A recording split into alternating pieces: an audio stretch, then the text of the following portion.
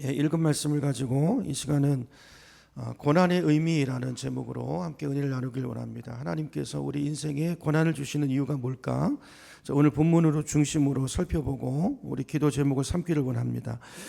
우리가 살다 보면 이런저런 고난을 만나죠. 어떨 땐 뜻하지 않은 교통사고가 나기도 하고, 또 어떨 때는 일하던 직장에서 해고가 되기도 하고, 또 어떤 분은 나는 건강엔 자신 있다 이랬던 분이 갑자기 또 중병에 걸리기도 합니다. 자, 근데 이런 재난을 겪게 되는 사람이 예수를 믿는 사람일 경우에 주변에 아직 안 믿는 사람이나 이제 막 아직 신앙이 이렇게 성장하지 못한 분들이 그런 모습을 보면서 종종 이런 질문을 던질 때가 있어요. 목사님, 아니 저분은 예수님도 잘 믿고 기도도 많이 하시고 교회 봉사도 열심히 하는데 왜 저런 차 사고가 납니까? 왜 저렇게 경제적인 어려움을 겪어야 되죠? 왜 저렇게 무서운 병에 질병에 걸려서 고통받아야 됩니까? 실제로 이런 질문을 던지는 분들이 계십니다. 근데 제가 이런 질문을 드리면 예수만 믿으면 사고도 안 나고 돈도 잘 벌고 감기조차도 안 걸린다는 그런 기대치가 그 밑에 있으신 것 같아서 좀 웃음이 나오기도 하지만, 또 한편 생각해 보면 전혀 틀린 말은 아니라는 생각이 들기도 해요. 실제로 우리가 하나님의 자녀가 돼서 살면 하나님이 지켜주시는 보호하심이 있잖아요. 그렇죠? 여러분 그런 경험이 있으시죠? 저도 운전하다가 전에 교회에 있을 때 진짜 대형 사고가 났어요. 청년들을 싣고 가다가 그냥 이게 신호를 이게 잘못 보고 달려오는 차에 그때 아차 했으면 앞에 탁 스치고 가면서 갔는데, 조금만 제가 못 보고 빨리 갔다든지 그냥 제 신호만 보고 갔으면 어떻게 될 뻔했어요. 차가 뒤집어지고 대형 사고가 난 거죠. 여러 사람 죽었을 것 같아요. 근데 이렇게 우연히 보게 됐고 갑자기 급브레이크를 밟으면서 앞부분을 이제 치고 가가지고 살았는데, 그때 탁 드는 생각이 하나님이 도우셨다, 하나님의 은혜다, 이런 생각이 확 들더라고요. 이런 경험이 저는 여러 번 있습니다. 미국에서 운전할 때도 어떤 큰 사고를 당했는데 안 다쳤어요. 다른 사람 다 다쳤는데 마치 하나님이 나를 살포시 안아주는 듯한 그런 느낌을 받은 적이 있습니다. 저는 개인적으로 그때 천사가 나를 도왔다고 생각해요. 그렇게 믿어요. 또 어떤 질병에 걸렸을 때도 우리가 그 문제를 놓고 기도하면 어떨 때는 의학적으로도 해결이 안 되는 그런 질병이 치유되는 그런 역사들이 우리 주변에 있잖아요. 그죠? 우리 주변에서 봅니다. 그래서 우리가 예수님을 영접해서 하나님의 자녀가 되면 분명히 이런저런 하나님의 돌보심이 있고 보호가 있고 이런 기적들을 체험하게 되지만, 그렇다고 해서 예수만 믿으면 사고도 안 생기고, 그죠? 경제적인 압박도 받지 않고 아프지도 않고 그런 거는 아니라는 거죠. 예수 믿는 사람도 사고를 당합니다. 사업 때문에 고생하기도 하고 사업장 문 닫기도 해요. 어떤 사람은 중병에 걸리기도 합니다. 자, 그러면 이제 오늘 우리가 생각해 보려고 하는 주제예요. 하나님은 그러면 왜, 하나님은 고치실 수 있는 능력도 있고 전능하신 분이고 우리를 사랑하시는데 왜 우리에게 그런 고난을 허락하실까, 그 말이에요. 왜 하나님 고난을 허락하실까요? 왜 어떨 땐 막아주시고 어떨 땐 고난을 주시는 이유가 뭘까요? 자, 그 이유를 오늘 본문을 중심으로 해서 전체를 다 다룰 수는 없고 오늘 욥기 읽은 말씀을 근거로 해서 좀 한두 가지 시간 되는 대로 살펴보고 기도하려고 합니다. 자, 하나님께서 우리 자녀에게 고난을 허락하시는 것은 첫째 이유는요, 저는 우리 이웃을 위해서라고 생각합니다. 우리 이웃을 위해서. 이게 무슨 말일까? 여러분, 하나님의 자녀에게는 사명이 있습니다. 여러분 아시나요? 우리는 사명이 있어요. 사명. 그 사명이 뭘까요? 하나님을 모르는 사람들에게 하나님을 보여주고 그리스도를 증거하고, 또 그들이 겪는 아픔과 상처를 그리스도의 사랑으로 위로하고 치료해주고 감싸주고 이렇게 돕는, 이게 우리 성도의 책임이고 저는 우리의 사명이라고 생각합니다. 자, 그런데 생각해 보세요. 우리가 어떤 분을 격려해주고 도우려면요, 내가 그런 동일한 아픔을 겪어봤을 때, 그래야 그 사람의 심정을 알고 아픔을 알고 그 사람을 진짜 잘 도울 수 있어요. 그래서 하나님은 그런 어려움을 때로 우리에게 허락하실 수 있다는 것입니다. 예를 들어서 여러분, 자녀 문제로 고통받는 분이 주위에 있다고 한번 해보세요. 전도 대상자 중에서. 그럼 그분에게 어떤 분이 도움이 될까요? 예를 들어서 자녀를 너무너무 잘 키워가지고 자녀가 속도 하나도 안 새기고 학교도 탁탁 때 되면 잘 들어가고 직장도 탁탁 취업 잘하고 자녀 때문에 고생해 본 적이 없어요. 자, 이런 분이 있고, 또 한 분은 나랑 똑같은 문제로 자녀 때문에 진짜 속 많이 썼고 그러다가 신앙으로 그것을 극복한 그런 간증과 체험이 있는 분이 있다면 이 두 분 중에 누구의 조언과 누구의 격려가 다 그 사람에게 위로가 될까요? 고생을 겪어서 온 사람이죠. 나와 같은 아픔을 겪어보고 그 고통을 지나온 사람이겠죠. 물론 별 문제 없이 자녀를 키운 분들에게도 들을 거리가 있고 이제 배울 점들이 있겠지만 그냥 우리에게 참된 위로가 되는 것은 나 같은 똑같은 아픔을 겪은 사람이에요. 그 사람이 나를 이해해요. 그죠? 내가 얼마나 아픈가를 알아요. 그리고 그 문제를 헤쳐나온 그 경험과 간증이 있기 때문에 그 사람의 간증이 실제 이야기가 나한테 와닿고 그분의 조언이 나에게 실제적인 도움이 되는 것을 보게 됩니다. 자, 그래서 하나님께서는 우리 구원받은 하나님의 자녀들에게도 세상 사람들과 어떨 때는 똑같은 비슷한 고난을 맛보면서 살도록 두시는 거예요. 허락하시는 거예요. 왜요? 그 아픔을 이해하라고. 그리고 그들의 상처를 치료하라고. 그래서 많은 경우 아픔이 사명이 되는 경우가 많습니다. 저도 제가 이제 그 과거의 어떤 상처 아픔들을 보면 그때는 그게 아프고 상처가 됐는데 지나고 보니까 그리스도 안에서 그걸 극복하고 나서 보니까 그게 사명이 되더라고요. 나와 똑같은 아픔을 겪은 분들을 보면 그들의 마음이 알아져요. 보아져요. 그리고 그들을 돕고 싶어요. 그리고 내가 만난 그 하나님을 전하고 싶어요. 그리고 실제 그렇게 전할 때 그분에게 실제적인 도움이 되고 그런 동일한 은혜를 그분도 체험하는 걸 보게 됩니다. 이거죠. 여러분, 예수님이 세상에 오신 목적도 사실은 바로 이 이유 때문입니다. 이런 삼위일체 하나님이신 성자 예수님께서 이 땅에 오신 목적이 뭐예요? 우리 구원하시기 위함이지만 그 여러 가지 이유 중에 하나가 우리 인간의 아픔을 체휼하기 위해서라고 이제 히브리서가 기록하고 있잖아요, 기자가.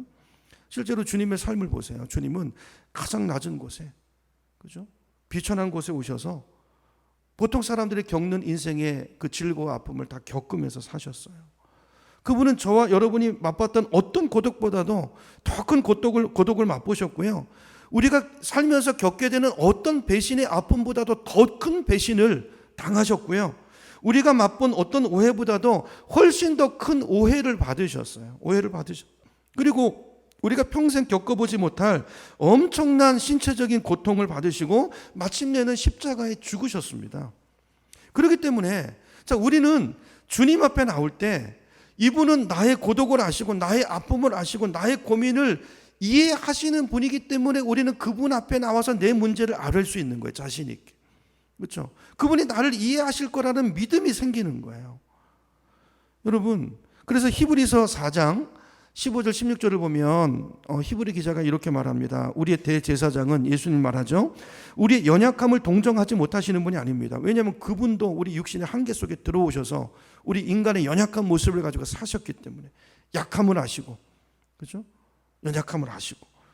그러나 그는 모든 점에서 우리와 마찬가지로 시험을 받으셨지만 그러나 죄는 범하지 않았습니다. 그러므로 우리는 담대하게 은혜의 보좌로 나아갑시다. 그래서 우리는 자비를 받고 은혜를 입어서 제때 주시는 도움을 받도록 합시다 그랬어요. 여러분, 우리가 주님 앞에 담대하게 나와서 기도할 수 있는 근거가 어디 있습니까? 내가 어떤 아픔을 갖고 있든지 간에 어떤 문제를 가지고 기도하든지 간에 주님은 나와 동일한 아니 더 큰 아픔과 고통을 겪으시고 경험하셨기 때문에 그걸 이기셨기 때문에 그분은 나를 이해하세요. 그리고 도울 수 있는 능력을 가지고 계시기 때문에 우리는 기도할 수 있는 것입니다. 자, 바로 이런 동일한 이유로 하나님은 우리로 세상에 고통받는 자들을 이해하고 그들을 긍휼히 여기고 도우라고 때로 우리를 환난 가운데 두시고 고난 가운데 두실 때가 있다는 거예요. 자, 근데 우리에게는 약속이 있잖아요. 고난 가운데 있지만 그 고난 속에 우리는 홀로 던져지지 않습니다. 오전에 말씀드린 것처럼 하나님 내 옆에 계셔서 도우세요. 우리가 이길 수 있도록 그 여정 속에서 하나님의 위로를 경험할 수 있도록, 그죠? 하나님은 결코 우리에게 너 인생에 네가 나를 믿으면 네 인생에 문제가 없을 것이다 이런 약속은 주지 않으셨지만 그 대신에 내가 너와 함께 하겠다는 약속을 주셨어요. 너희가 세상에서 환난을 당하나 그러나 담대하라. 내가 세상을 이기었노라. 내가 세상 끝날까지 너와 함께 하겠다. 그래서 하나님은 우리와 함께 하시면서 우리 문제를 없애주기보다는 보통은 더 많은 경우는 문제를 그대로 두시면서 그 문제를 이길 힘을 주시고 그걸 이기게 하시고 그 가운데서 뭘 체험하게 하세요? 하나님의 위로를 체험하게 하시고 내가 받은 그 위로를 가지고 동일한 아픔을 겪고 있는 자들에게 나아가게 하시는 거예요.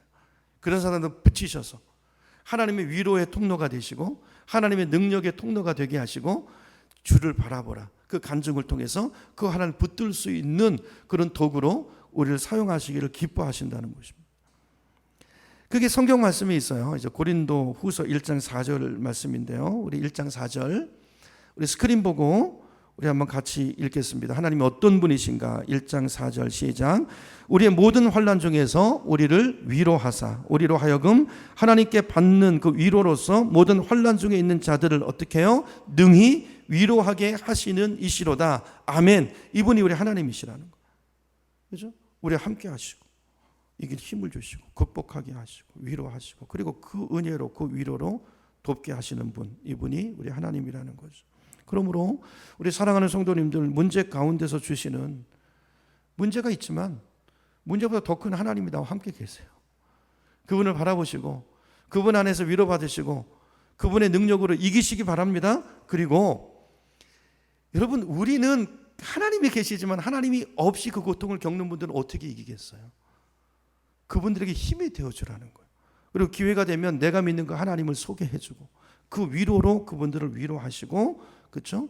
복음의 통로가 되라는 것입니다. 이게 성도의 사명이고, 그래서 이런 삶을 위해서 하나님께서 때로 우리를 고난 가운데 두시고 그 고난을 겪게 하시는, 이게 우리에게 고난을 허락하시는 첫 번째 이유라는 거예요.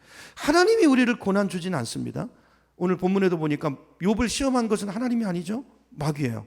그런데 마귀가 시험하도록 하나님이 허락하시잖아요. 자, 이렇게 허락하시는 이유 첫 번째가 바로 이런 고난을 통해서 이기고 위로를 경험하게 하고 돕게 하기 위함이라는, 정리가 되셨죠? 자, 두 번째는, 첫째는 이웃을 위해서고 두 번째는 하나님 당신을 위해서요. 당신의 영광을 위해서입니다. 자, 그 좋은 예가 이제 오늘 본문에 나오는 욥의 경우죠. 욥. 여러분, 욥을 잘 아시죠? 근데 욥이 뭐 이제 이 고난 때문에 유명해진 거지, 성경에 기록돼서 뭐 우리들한테 유명해진 거지, 뭐 욥이 그거 아니었으면 유명했을까요? 뭐 주변 사람이나 좀 아는 사람이었겠죠. 욥은 평범한 사람입니다. 자, 이 사람은 왕도 아니고 제사장도 아니고 예언자도 아니에요. 다만 이 사람은 복을 많이 받은 사람이에요. 어떤 복을 받았습니까? 첫째, 재물의 복을 받았어요. 성경에 보니까 수많은 양과 소와 낙타를 가졌죠. 두 번째로 또 어떤 복을 받았습니까? 자녀의 복을 받았어요. 7남 3녀 10자녀가 있었어요. 세 번째로 이번엔 명예의 복을 받았어요. 명예. 사람들에게 존경받는 사람이었습니다. 욥 그러면 사람들이 욥 그러면 그 사람에게 귀를 기울이는, 이게 좀 영향력이 있는 그런 사람이었단 말이에요. 자, 이런 분에게 재난이 왔어요.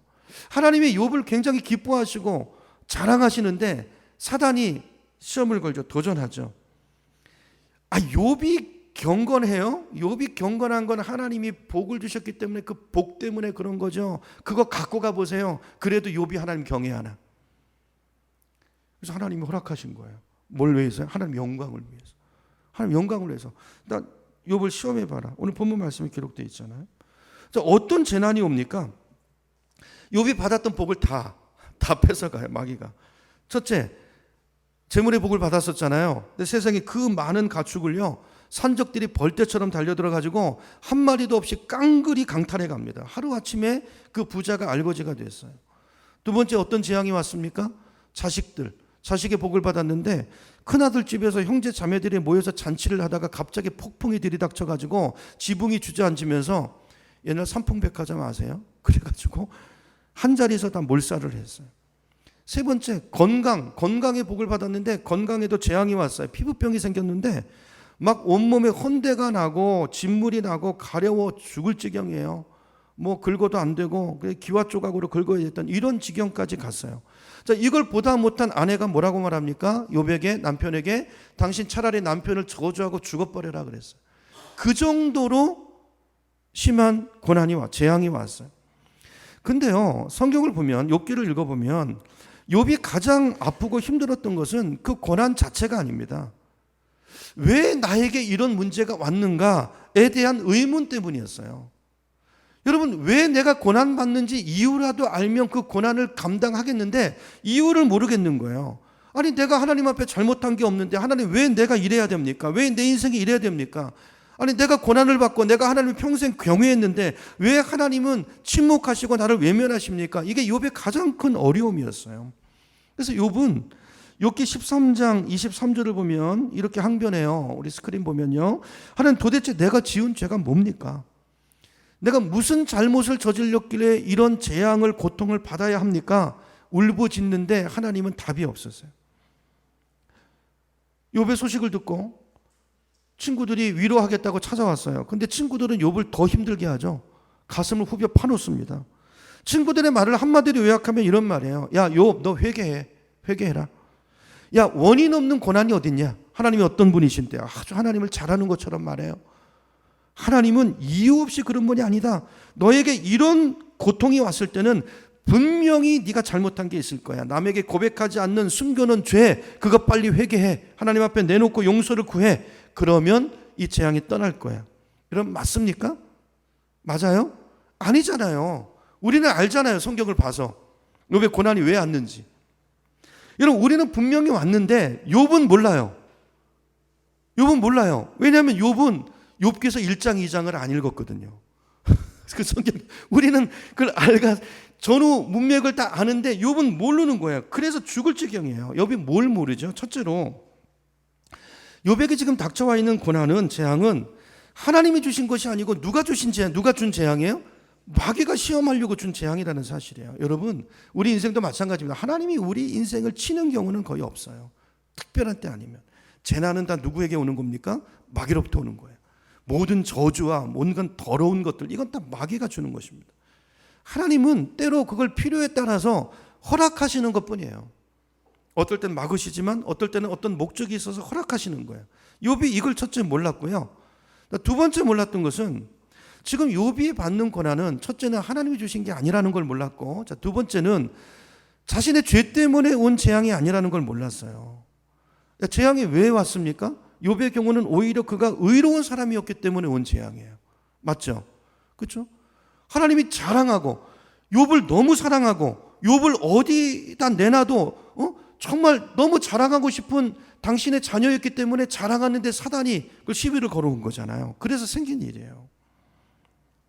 욥은 자기 죄 때문이 아니라 하나님 경외하는 의로운 사람이었기 때문에 하나님의 명예를 걸고 지금 죄와 고난과 싸우고 있는 거예요. 이걸 모르고 내 고난의 이유를 모르고 있었던 것입니다. 여러분 이런 사람을 챔피언이라고 말합니다. 여러분 챔피언이라는 말 우리가 자주 쓰죠. 보통 우리는 챔피언을 어떻게 쓰냐 하면 무슨 복싱 같은 데서 그 파트에서 제일 잘하는 사람을 챔피언이라고 하잖아요. 근데 원래 이제 역사적으로 보면 원래 이제 챔피언이라는 단어는 어떤 사람의 명예를 위해서 대신 싸우는 사람을 말해요. 어떤 사람 명예를 위해서 대신 싸우는 사람. 욥은 지금 누구 명예를 위해서 싸우고 있습니까? 재앙과 죄와 하나님의 명예를 위해서 싸우는 거. 하나님의 명예. 마귀가 지금 시비를 건 거는 욥을 공격하는 게 아니고 재앙을 걷어가 보십시오. 하나님이 욥을 자랑하니까 그의 신앙을 자랑하니까 그 가져가면 하나님 경외 안 할 겁니다. 돌아설 겁니다. 하나님을 저주할 겁니다. 명예를 걸고 싸우는 거예요. 여러분 혹시 그 아이반호라는 소설이나 영화를 읽어보신 분 계신가요? 이게 뭐 이제 영화로도 된 이제 그 유명한 소설인데 거기 보면 이 레베카라는 유태인 여자가 나와요. 레베카라는 유태인 여자가 이 아이반호라는 이 기사거든요. 기사. 이 기사가 부상을 당했을 때 이 아가씨가 레베카가 이 아이반호를 치료해 줍니다. 근데 거의 이제 심각한 부상인데 그 여인의 가냘픈 손을 통해서 치료가 돼서 건강을 회복했어요. 자, 그랬을 때 아이반호가 죽기를 바랬던 그 지역에 영주가 있었어요. 그 영주가 그 아이반호를 굉장히 미워하는 사람이었는데 이걸 트집 잡아가지고 죽기를 바랬는데 살았잖아요. 그래가지고 트집 잡아가지고 이 레베카가 마술을 부려가지고 아이반호를 고쳤다고 이야기하면서 마녀 사냥에 나서요. 마녀를 몰아요.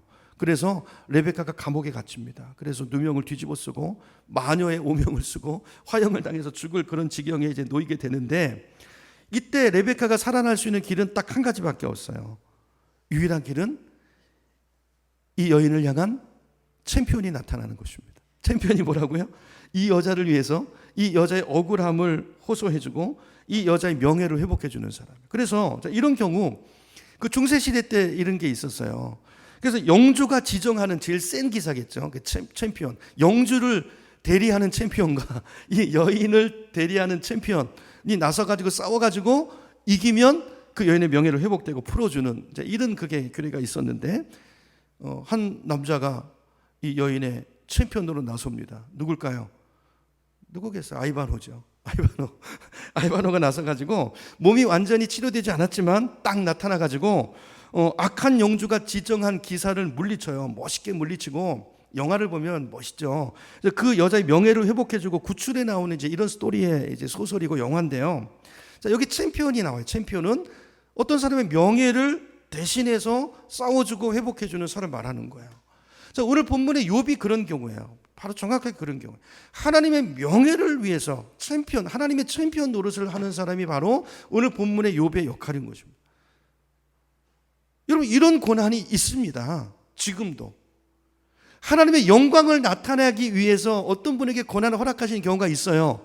믿음이 없어서가 아니라, 그분에게 죄가 있어서가 아니라, 아니 오히려 믿음이 좋기 때문에 하나님께서 당신의 살아계심을 세상에 보이기 위해서 이 사람을 보라, 욥을 보라 말씀하신 것처럼 오늘 암흑의 권사를 보라, 암흑의 장로를 보라, 이 사명으로 부름받은, 그래서 오는 고난이 있다라는 것입니다. 있다라는 것입니다. 자, 이게 오늘 본문의 내용이에요. 그 알바노 소설, 제가 이 본문을 읽으면서 그 소설이 생각이 났어요. 자, 성경으로 가서 보겠습니다. 성경 가서 이제 1장 8절로 가보세요. 1장 8절. 그 염두에 두면서 한번 보세요. 자, 여호와께서 사탄에게 이르시되, 야, 네가 내 종 욥을 봤냐? 좀 주위에서 봤니? 야, 욥처럼 온전하고 정직하고 나를 경외하고 악에서 떠난 자가 세상에 없다. 하나님은 욥이 너무 사랑스럽고 너무 자랑스러우세요.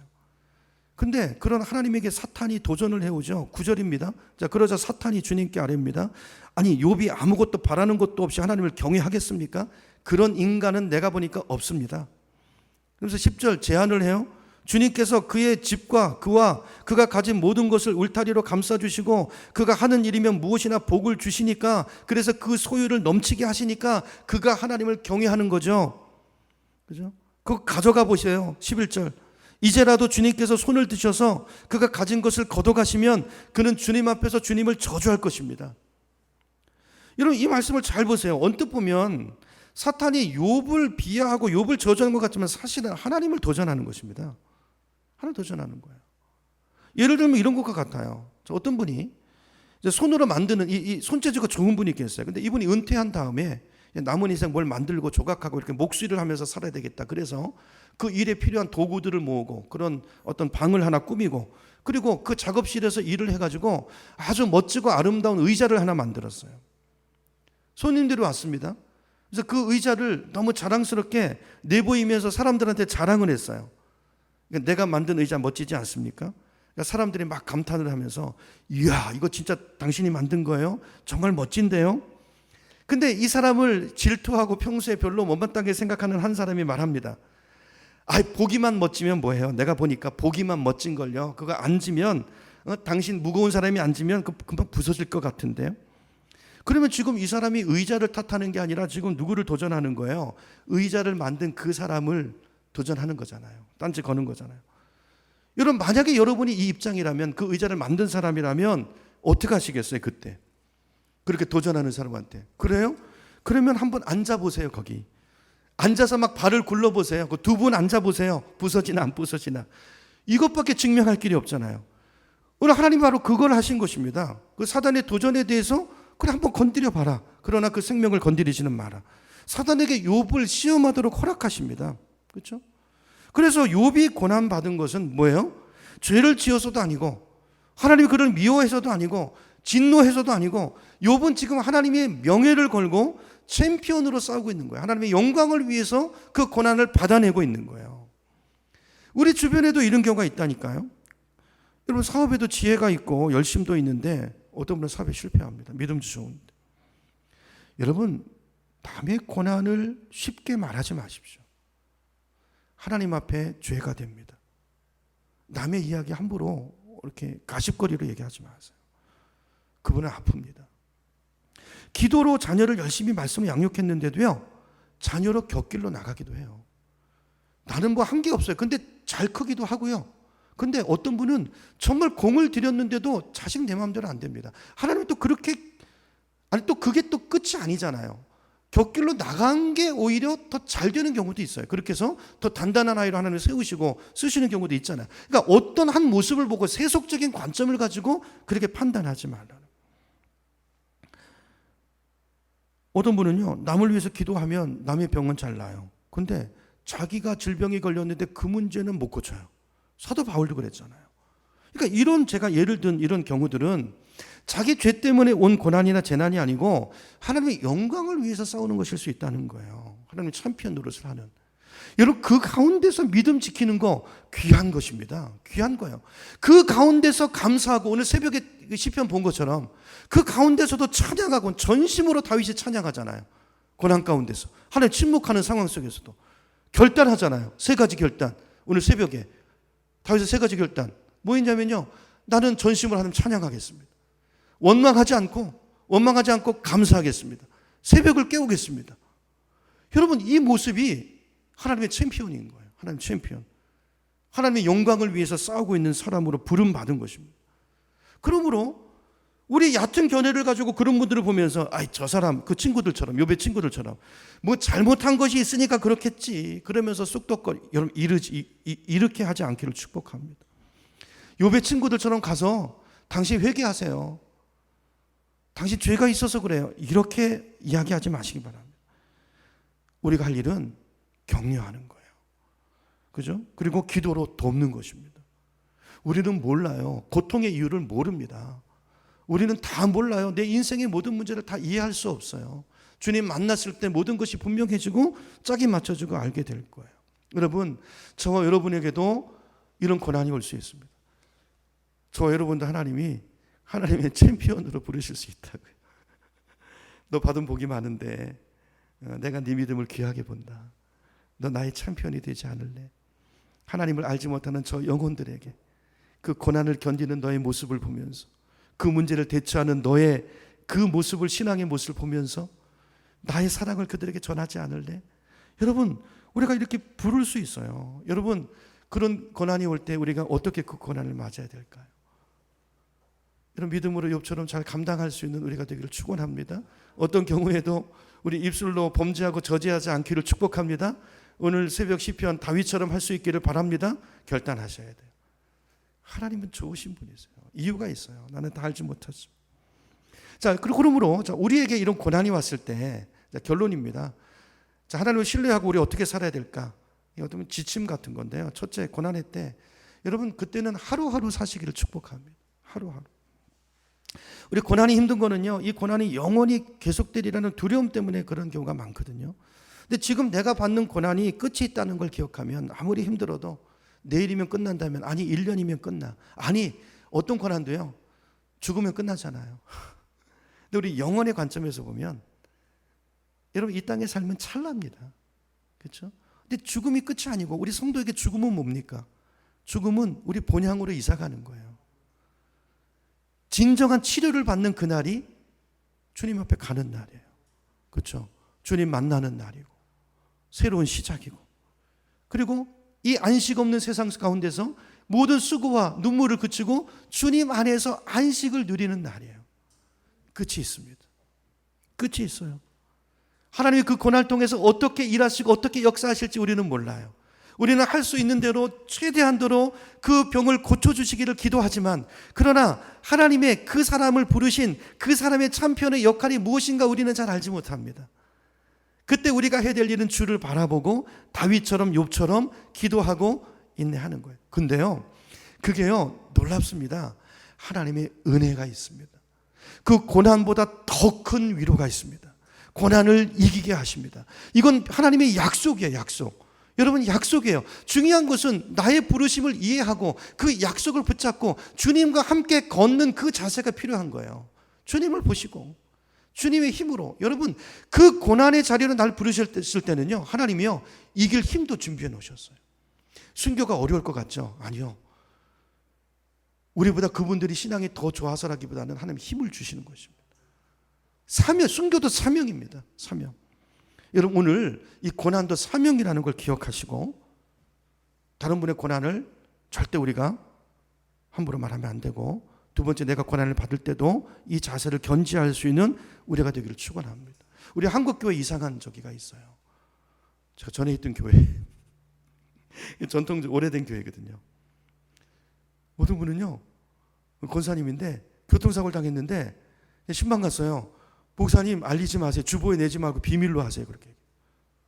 왜 그럴까요? 저분 권사인데 뭐가 죄가 있어서 저렇게 당한 거야. 여러분 실제로 이렇게 말하는 분이 있습니다. 그러니까 그게 무슨 얘기하지 말래요. 얘기하지 말래요. 이런 일을 제가 여러 번 겪으면서 정말 우리가 가지고 있는 신앙 여러분 참 우리가 깊이 생각해 봐야 돼요. 그렇죠?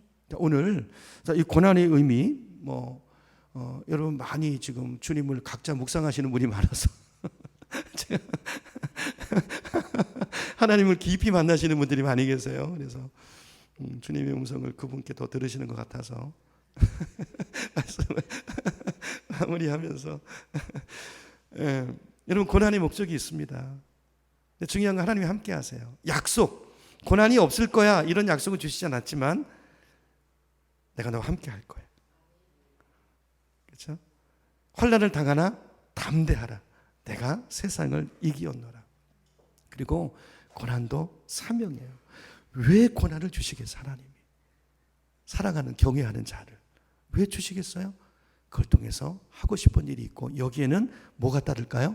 상이 있습니다. 여러분 상이 있어요. 마태복음 5장 11절 12절 이제 쭉 건너뛰어서요. 제가 많이 마태복음 5장 11절 보시면 예수님이 이렇게 말씀하세요. 너희가 나 때문에 모욕을 당하고 박해를 당하고. 여러분 예수님 때문에 당하는 박해, 모욕 있습니다. 나도 성질이 있어요. 근데 모욕을 받는 거예요. 예수님 그러셨잖아요. 그죠? 밑에서 야, 너 하나님이면 내려와봐. 증명해봐.